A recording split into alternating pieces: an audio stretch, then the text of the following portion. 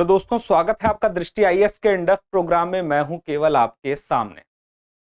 झारखंड सरकार एक कानून लेकर आई है। वह पुराना ही कानून था जिसमें कुछ संशोधन लेकर आई है और जो वह चाहती है कि अब संविधान की 9वीं अनुसूची में उसे शामिल कर लिया जाए। ऐसा क्यों चाहती है? जिससे कि उसकी न्यायिक समीक्षा ना की जा सके, यानी कि न्यायालय उसकी समीक्षा करके यह ना कह सके कि यह कानून वैधानिक नहीं है, क्योंकि राज्य सरकार को इस मामले की चिंता है कि उस कानून की वैधानिकता पर सवाल ना उठाया जाए, वह कानून लागू हो जाए, उस पर कोई अड़चन ना आए, और वह कानून जुड़ा हुआ है आरक्षण से। इस वजह से सरकार ऐसा चाहती है। सरकार यानी कि राज्य सरकार, झारखंड की सरकार। इसके लिए सबसे पहले तो राज्य सरकार एक बिल लेकर आई जिसमें जो आरक्षण से संबंधित प्रावधान थे राज्य में, उसमें कुछ इजाफा किया, यानी कि आरक्षण को बढ़ाया। और आरक्षण को बढ़ाने के बाद जब वह बिल पास हो गया वहां की विधानसभा से, तो उसके बाद राज्य सरकार ने केंद्र सरकार से मांग की है कि इस कानून को 9वीं अनुसूची में डाल दिया जाए। तो आखिर यह 9वीं अनुसूची में डालने की बात क्यों आ रही है? इस 9वीं अनुसूची में क्या है खास और कहां से आई यह 9वीं अनुसूची? इस बारे में हम विस्तार से चर्चा करेंगे और गहराई से जाकर देखेंगे कि क्या है प्रमुख बातें जिन्हें जानना है जरूरी आपके परीक्षा के लिहाज से। तो सबसे पहले तो हम देखेंगे कि खबर क्या है। खबर यही है, Jharkhand wants new quota bill placed in 9th schedule what this section of constitution is. यानी कि यह जो 9वीं अनुसूची है, आखिर यह क्या है भारतीय संविधान में। इसी के बारे में हम जानने के लिए कुछ चर्चा के बिंदु हैं जिन्हें एक एक करके कवर करेंगे। पहला है, झारखंड में नया आरक्षण संबंधी कानून क्या है, क्या बदलाव हुए हैं वो देखेंगे। उसके बाद 9वीं अनुसूची में शामिल करने की आवश्यकता क्यों आई है।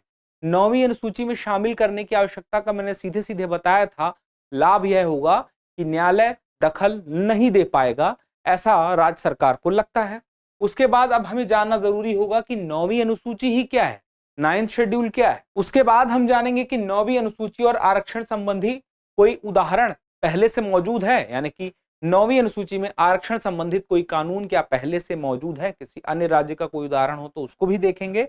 उसके बाद हम यह जानने का प्रयास करेंगे क्या सच में 9वीं अनुसूची इतनी ताकतवर है कि न्यायिक समीक्षा उसकी नहीं की जा सकती, यानी कि जुडिशियल रिव्यू नहीं किया जा सकता, न्यायपालिका वहां पर जाके उस कानून की वैधानिकता को चेक कर सकती है या नहीं कर सकती है। उसके लिए अब हम सबसे पहले शुरू करते हैं कि झारखंड में नया आरक्षण संबंधी कानून क्या है। तो देखिए, 2001 में एक कानून आया था, झारखंड पदों एवं सेवा के रिक्तियों में आरक्षण। यहां पे विधेयक की जगह क्या था, कानून 2001। ठीक है। अब लेकिन अभी 2022 में एक विधेयक वहां की विधानसभा में पारित हुआ है, और यह विधेयक है जिसमें जो आरक्षण की व्यवस्था थी, जितने प्रतिशत आरक्षण की व्यवस्था थी वहां के शिक्षण संस्थानों में और नौकरियों में राज्य की, उसमें इजाफा हुआ है। जैसे कि 10% एससी वर्ग के लिए पहले था और अब कितना हो गया है, इसको ऐसे लिख लेते हैं कि तब और अब। अभी 12%, उसके अलावा एसटी में 26% से 28%, ओबीसी में 14% से 27%, और ईडब्ल्यूएस में 10% जो था वह वैसा का वैसा मौजूद है। अब देखिए कुल कितना इजाफा हुआ है, तो कुल 17%, 17% आरक्षण बढ़ गया है। कैसे? 2% एससी वर्ग के लिए बढ़ा, उसके बाद 2% एसटी वर्ग के लिए बढ़ा, 4%, उसके बाद 13% ओबीसी के लिए बढ़ा, 13 और 4 17%, और ईडब्ल्यूएस यानी कि आर्थिक आधार पर सामान्य वर्ग के लिए जो आरक्षण होता है वह 10 का 10% मौजूद है अभी भी। और यह आरक्षण कहां से आया? ईडब्ल्यूएस को आपको पता ही है कि इसके लिए जो 103वां संविधान संशोधन हुआ था, और इसी 103वें संविधान संशोधन के माध्यम से केंद्र सरकार ने 10% का आरक्षण आर्थिक आधार पर सामान्य वर्ग के लिए शुरू किया था। तो इस पर भी अभी आपको पता है न्यूज चल ही रही थी, जिसमें कि कुछ दिन पहले ही सुप्रीम कोर्ट ने यह साफ कर दिया है कि जो 103वां संविधान संशोधन है वह संविधान के अनुरूप है और इसकी वैधानिकता पर अब कोई भी प्रश्न चिन्ह नहीं रह गया है, यानी कि यह आरक्षण संविधान सम्मत है। लेकिन बात यहां पर यह आती है कि राज्य सरकार ने अभी जो आरक्षण बढ़ाया है उसमें कुछ समस्याएं आ रही। यह समस्याएं पहले भी थी। राज्य सरकारें पहले भी ऐसा किया करती थी कि आरक्षण की सीमा को बढ़ाती रहती थी, बाद में वह मामला न्यायपालिका में जाता था और वहां से वह जो आरक्षण बढ़ाया गया था उसे रद्द कर दिया जाता था। जिसके पीछे की एक बड़ी वजह थी कि उसमें जो व्यवस्था थी सब सुप्रीम कोर्ट द्वारा 1992 के इंदिरा साहनी बनाम भारत संघ के फैसले से यह निर्धारित होता था कि एक सीमा है, और वह सीमा क्या होती थी? 50%। यानी कि इंदिरा साहनी बनाम भारत संघ एक सीमा लेकर आया आरक्षण की, वह थी 50%। अगर 100 सीटें हैं तो 50 सीटों पर ही आरक्षण होगा, 50 सीटें अनारक्षित रहेंगी। यह एक सीमा तय हो गई और उसके बाद जब भी कोई मामला आया, किसी राज्य ने कोई सीमा बढ़ाने की कोशिश की, तो होता यह रहा कि अन्य न्यायपालिका के द्वारा, हाई कोर्ट के द्वारा, सुप्रीम कोर्ट के द्वारा इस सीमा को ही आधार बनाकर फैसले सुनाए गए। लेकिन कुछ ऐसे मामले आए जो इस सीमा से बाहर चले गए, तो वो 9th शेड्यूल का सहारा ले लिया। तो उसको अभी हम और अच्छे से जानने का प्रयास करेंगे। लेकिन यह जो मामला था, यह तो मामला आ गया कि 50% की सीमा को ये लांघ गए थे, तो वह चाहते थे कि हम भी 9th शेड्यूल में आ जाएं। और 9th शेड्यूल में आने से यह था कि न्यायिक समीक्षा यानी कि जुडिशियल रिव्यू से झारखंड सरकार बच जाएगी, इस कानून को बचा लेगी। तो बात आती है कि आखिर ये 9वीं अनुसूची क्या है। देखिए, 9वीं अनुसूची को सीधे सीधे अगर कहें एक लाइन में, तो केंद्र और राज्य कानूनों की एक ऐसी सूची है जिन्हें न्यायालय के समक्ष चुनौती नहीं दी जा सकती है, यानी कि इनकी न्यायिक समीक्षा नहीं की जा सकती है, इसकी वैधानिकता पर प्रश्न चिन्ह नहीं उठाए जा सकते हैं, यह नहीं देखा जा सकता है कि संविधान सम्मत है या नहीं। इसी विचार के साथ में 9वीं अनुसूची आई थी। शुरुआत में जब संविधान आया तो उसमें कुल 8 अनुसूचियां थी, यानी कि 8 शेड्यूल थे, और अब 9वीं अनुसूची आई। और 9वीं अनुसूची आई तो कहां से आई? पहले ही संविधान संशोधन से आई। पहला संविधान संशोधन कब हुआ था? 1951 में पहला संविधान संशोधन होता है, और इसी संविधान संशोधन में यह 9वीं अनुसूची शामिल की जाती है, और इसको शामिल करने के साथ साथ एक 31 बी लाया जाता है जो कि संरक्षण प्रदान करता है, जिसके वजह से ही यह बात पता चलती है कि 9वीं अनुसूची में जो भी कानून जोड़े जाएंगे उसका जुडिशियल रिव्यू नहीं किया जाएगा। तो आखिर यह पहला संविधान संशोधन आया था तो किस लिए आया था? तो मुख्य बात यह है कि यह इसलिए आया था क्योंकि भारत में भूमि सुधार कार्यक्रम चल रहे थे, उसके लिए भूमि अधिग्रहण की जा रही थी, और वहां पर विवाद यह बन रहा था कि भूमि के अधिग्रहण करने में लोग क्या कर रहे थे कि जा रहे थे न्यायालय में। तो न्यायालय क्या कर रही थी? उस चीज को रोक रही थी, भूमि अधिग्रहण को गलत बता रही थी। उसमें क्या हो रहा था कि सरकार भूमि सुधार अच्छे से नहीं कर पा रही थी। तो उस भूमि सुधार को अच्छे से करने के लिए क्या किया गया? भूमि सुधार कानून को 9वीं अनुसूची में रख दिया गया, जिससे कि न्यायपालिका उसका जुडिशियल रिव्यू ना कर पाए, यानी कि उसकी समीक्षा ना कर पाए, और वह कानून रद्द ना हो, या ये कहें कि असंवैधानिक करार ना दिया जाए। तो हुआ भी यही, और उससे वह कानून बच गया, भूमि सुधार कानून, और वह अस्तित्व में पुनः आ गया। अब बात आती है 9वीं अनुसूची प्रकृति में पूर्वव्यापी है, यानी कि मान लीजिए कि इस अनुसूची में जैसे कोई कानून था जिसे असंवैधानिक करार दिया गया, लेकिन जैसे ही इस अनुसूची में वह कानून लाया जाएगा तो वह रेट्रोस्पेक्टिव हो जाएगा, यानी कि उसी दिन से लागू मान लिया जाएगा। ठीक है। अब इसमें शुरू में तो 13 कानून थे।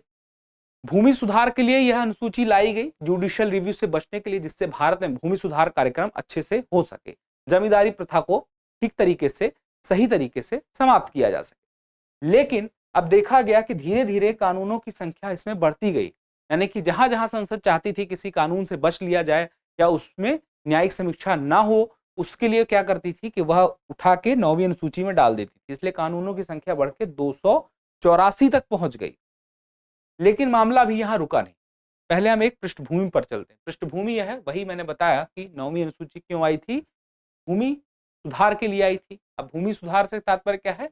भूमि स्वामित्व जिसके पास था उसका उचित व न्यायपूर्ण वितरण सुनिश्चित हो सके। अब देखिए यहां पर बात आती है जब इसकी, तो भूमि सुधार जब कानून आया तो भूमि सुधार कानून जगह जगह लागू हुआ, राज्य सरकार के द्वारा भूमि सुधार कार्यक्रम चलाए गए। तो उसमें मध्य प्रदेश, उत्तर प्रदेश, बिहार जैसे जो न्यायालय थे वहां पर चुनौती दी गई, और बिहार का एक मामला था, क्या था? बिहार राज्य बनाम कामेश्वर सिंह। इस मामले में भूमि सुधार अधिनियम 1950 को असंवैधानिक घोषित कर दिया गया था, और यही था कि 9वीं अनुसूची बनाई गई थी, और उसमें इस कानून को वापस से डाला गया था जिससे न्यायिक समीक्षा ना हो। ठीक है, तो याद रखना है कि पहला संविधान संशोधन कब हुआ था? 18 जून 1951 को राष्ट्रपति की मंजूरी के साथ यह विधेयक अधिनियम बन गया था। ठीक है, पहले संविधान संशोधन की बात हो गई। तो इसमें कौन सी चीजें जोड़ी गई थी? याद रखिएगा, 31B और 9वीं अनुसूची। 31B के आधार पर ही 9वीं अनुसूची का बल मजबूत था। यानी कि कहने का मतलब यह है कि 31B में साफ साफ लिखा था कुछ महत्वपूर्ण ऐसे विभिन्न कानून ऐसे हैं जिसकी कुछ कैटेगरी डिसाइड की गई थी, इस आधार पर अगर वह मौलिक अधिकारों यानी कि संविधान के भाग 3 में भी कुछ प्रभाव डालते हैं तब भी उस पर प्रश्न चिन्ह नहीं लगाया जाएगा। और लगभग यही बात उसमें लिखी थी और इसी के आधार पर 9वीं अनुसूची में कानूनों को डालना शुरू किया गया। भूमि सुधार कानून से संख्या कितनी बढ़ गई आपको तो पता ही है। तो याद रखिएगा, संपत्ति का अधिकार, क्योंकि उस वक्त क्या था? मौलिक अधिकार था, इसीलिए मामला भूमि एक संपत्ति का मामला था, इसलिए यह मामला इतना पेचीदा हो गया था। बाद में 44वां संविधान संशोधन हुआ 1978 में और यह जो संपत्ति का अधिकार था, मौलिक अधिकार था, इसको 19AF से उठा करके कहां रख दिया गया? 300A में रख दिया गया। यानी कि अब यह मौलिक अधिकार नहीं रहा, संविधान में रहा लेकिन मौलिक अधिकार नहीं रहा। अब बात आती है कि 9वीं अनुसूची और आरक्षण कानून संबंधी क्या कोई और उदाहरण है? तो बिल्कुल उदाहरण है। एक उदाहरण तो तमिलनाडु का ही है। तमिलनाडु ने पिछड़ा वर्ग, अनुसूचित जाति और अनुसूचित जनजाति को जो शैक्षणिक संस्थान थे और वहां की जो राज्य की सेवाएं थे उसमें नियुक्ति यानी कि नौकरी के लिए भी 1993 में एक अधिनियम लाया, यानी कि एक कानून लाया आरक्षण के मामले में, और कॉलेजों और नौकरियों में 69% सीटें आरक्षित कर दी, 69% सीटें। अब आपको मैंने बताया था सीमा क्या निर्धारित कर दी गई थी एक टाइम पे? 50%। 90 के दशक में 50% सीमा निर्धारित हो गई। तो उस तरह से देखा जाता तो यह कानून जो होता असंवैधानिक हो जाता। तो इसमें दिक्कत क्या हो रही थी? दिक्कत यह हो रही थी कि इसकी न्यायिक समीक्षा न हो, न्यायालय इसे संविधान अनुरूप नहीं है बोल करके कहीं रद्द ना कर दे। तो इसके लिए क्या किया गया कि उसी दौरान वहां की जो सरकार थी तमिलनाडु की, उसे 1990 के दशक में ही कहां लेकर आ गई? 9वीं अनुसूची में लेकर आ गई। ठीक है, अब आगे की बात करते हैं। तो आगे की बात यह है कि क्या सच में न्यायिक समीक्षा के दायरे से बाहर है 9वीं अनुसूची? एक सच में बड़ा प्रश्न बनता है। इसका मतलब तो यही हुआ ना कि कोई भी कानून बना दिया जाए संसद के द्वारा, उसे 9वीं अनुसूची में डाल दिया जाए। तो कभी किसी भी कानून को हम न्यायिक समीक्षा से बचाकर रख सकते हैं, लेकिन ऐसा नहीं है। ऐसा नहीं है क्योंकि केशवानंद भारती बनाम केरल राज्य मामला आया 1973 में। इस मामले में साफ कर दिया सर्वोच्च न्यायालय ने, बिल्कुल क्लियर कर दिया कि कोई भी कानून यदि मौलिक अधिकारों, याद रखिएगा, मौलिक अधिकारों या संविधान की मूल संरचना का उल्लंघन करता है, इसी को बुनियादी ढांचा भी कह देते हैं, तो उसकी न्यायिक समीक्षा यानी कि जुडिशियल रिव्यू किया जा सकता है और किया जा सकेगा। ठीक है, तो यानी कि दो बातें हैं, मौलिक अधिकार और दूसरा क्या? संविधान का जो बुनियादी ढांचा है, मूल संरचना है, उसका उल्लंघन अगर कर रहा है तो। सुप्रीम कोर्ट ने यह भी तय कर दिया कि कानूनों की संवैधानिकता की जांच संसद स्वयं नहीं करेगी कानून बना के, बल्कि सुप्रीम कोर्ट ही करेगा, न्यायालय करेगा। ठीक है, तो इससे यह पता चलता है कि झारखंड सरकार ने अभी जो आरक्षण बढ़ा दिया है, उसकी सीमा बढ़ा दी है और अब उस कानून को वह केंद्र सरकार से कह रही है कि 9वीं अनुसूची में डलवा दिया जाए, और उसका यह अनुमान है कि इससे न्यायिक समीक्षा नहीं हो सकेगी और इस कानून को रद्द नहीं किया जाएगा। लेकिन क्योंकि 1973 का वह मामला अभी जो मैंने आपसे बताया केशवानंद भारती का, साथ में 2007 में सुप्रीम कोर्ट की एक बेंच ने भी यह बात दोबारा से दोहराई थी कि मौलिक अधिकार का उल्लंघन या तो मूल संरचना का उल्लंघन संविधान का अगर करेगा कोई कानून तो उसकी वैधानिकता की जांच की जा सकती है। 2007 में संविधान पीठ ने यह बात बोली थी, कॉन्स्टिट्यूशन बेंच ने यह बात भी बोली थी, मतलब उस बात को दोहराया गया, इस बात पर वापस से हाईलाइट किया गया। तो इसका मतलब यह हुआ कि ऐसा जरूरी नहीं है, अगर सुप्रीम कोर्ट को यह लगेगा कि संविधान अनुरूप यह कानून नहीं है तो वह तब भी यानी कि आगे चल के आने वाले दिनों में इस कानून को रद्द कर सकती। तो इसी के साथ ही आज का टॉपिक यहीं पर समाप्त होता है और एक प्रश्न आपके अभ्यास के लिए, उसका उत्तर कमेंट बॉक्स में देना ना भूलिएगा। इसी टॉपिक से जुड़ा हुआ प्रश्न है कि किस संविधान संशोधन के द्वारा आर्थिक आधार पर 10% आरक्षण की व्यवस्था शुरू की गई थी? आपके ऑप्शन है 101वां संविधान संशोधन, ऑप्शन बी 102वां संविधान संशोधन, ऑप्शन सी 103वां संविधान संशोधन और ऑप्शन डी 104वां संविधान संशोधन। अपना उत्तर कमेंट बॉक्स में देना ना भूलिएगा। जल्द ही मिलते हैं अगले वीडियो में किसी नए टॉपिक के साथ में। तब तक के लिए स्वस्थ रहें, मस्त रहें और पढ़ते रहें। धन्यवाद।